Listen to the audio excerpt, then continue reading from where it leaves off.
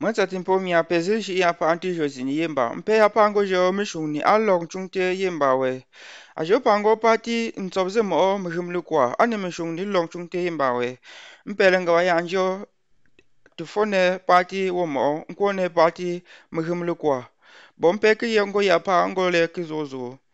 Et comme je l'ai dit, nous allons continuer avec la partie 41 sur les phrases pour améliorer votre yemba. Partie ntsobze mo mhimlu kwa. Partie 41. Mishungni lulok nchungte yemba ou. Les phrases pour améliorer votre yemba.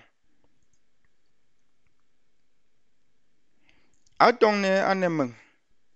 Atongne anemeng. Qui signifie elle m'a crié dessus. Okongo mengdazo nge oufet. Okongo mengdazo nge oufet. Qui signifie si tu veux, je te prépare à manger, quelque chose à manger. Amlami mengkongo ou.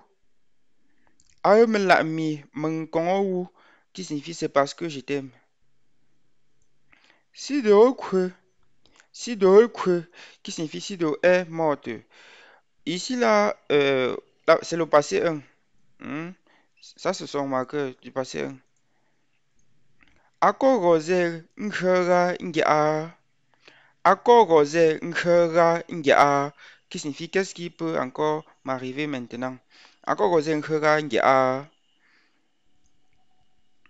Oye akosui aneyi. Oye akosui aneyi. Qui signifie quelles sont les nouvelles que tu as de lui. Et sachez que Akoshi, c'est la nouvelle. Et Akoshi, c'est aussi le journal.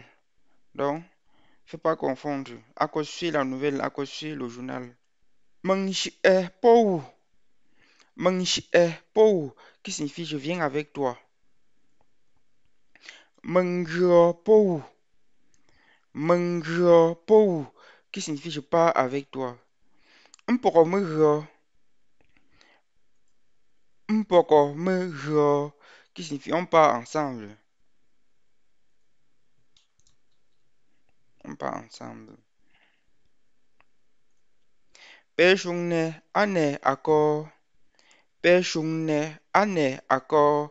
Qui signifie de quoi parlez-vous? Ou de quoi vous parlez? De quoi parlez-vous ou bien de quoi vous parlez? De où le je pas mettre mendi. De où le je pas mettre mendi. Qui signifie ne faites pas ça, monsieur. Tieineng. Tieineng. Qui signifie laisse-le ou bien lâche-la. Ça peut être aussi utilisé pour le masculin que pour le féminin. Donc, ça peut vouloir dire laisse-le, laisse-la ou lâche-le, lâche-la. Tseyining, pe tseyining, pe tseyining, qui signifie lâcher-le ou lâcher-la.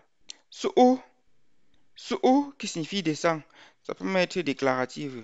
Aile pa mbu anton yi. Aile pa mbu anton yi, qui signifie il a mis les mains autour de son cou. Pesa keke. Pesa keke qui signifie arrêter tout. Pepunza keke qui signifie arrêter totalement tout. Pepunza keke. Ici c'est l'adverbe, le poussi. C'est l'adverbe qui signifie totalement, profondément, entièrement. Ça signifie beaucoup de choses, mais dans le même sens. Mengafu que ti le zengte. Mengafu que ti le zengte. Qui signifie j'écrirai quand même votre nom. Mengafu que ti le zengte. Pezindante lo. Pezindante lo. Qui signifie taisez-vous-même alors. Taisez-vous-même alors. Mengafu que la ti le zengte. Mengafu que la ti le zengte. Qui signifie je vais quand même écrire votre nom. Ici, l'action se passera dans le futur 4, c'est-à-dire dans un futur très éloigné. C'est pour ça que vous avez vu ce marqueur ici. Mengesi njiro pa mpemete kukola. Mengesi njiro pa mpemete kukola. qui signifie je suis en train d'avoir l'impression que nous ne rentrerons pas ensemble. Moi, si je pas, me permet de ko là.